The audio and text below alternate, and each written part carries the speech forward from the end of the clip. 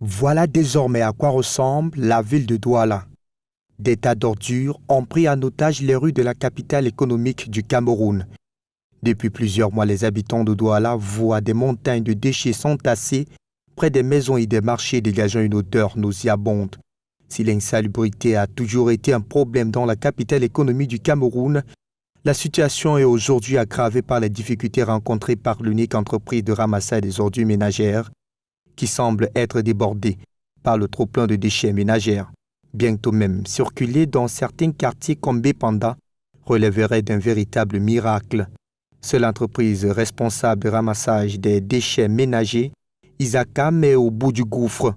D'après les autorités communales, la production de déchets à Douala est passée en un an de 1200 tonnes par jour à 2000 par jour, une augmentation qui s'explique en partie par le taux de croissance de la population citadine et le développement urbain anarchique de la capitale économique.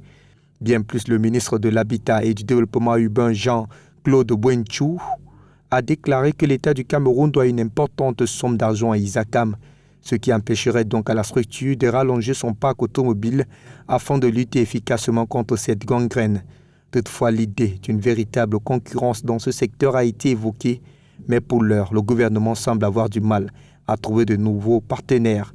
Bienvenue les maladies. Selon un rapport de l'Organisation mondiale de la santé, l'insalubrité de l'environnement constitue l'une des causes de décès dans le monde. Les nouvelles estimations de l'OMS révèlent que plus de 12 millions de personnes sont décédées en 2012 du fait d'avoir vécu ou travaillé dans un environnement insalubre. Les facteurs de risques environnementaux tels que la pollution de l'air et de l'eau et même des sols, l'exposition aux substances chimiques, le changement climatique ou le rayonnement ultraviolet contribuent à la survenue de plus de 100 maladies ou traumatismes.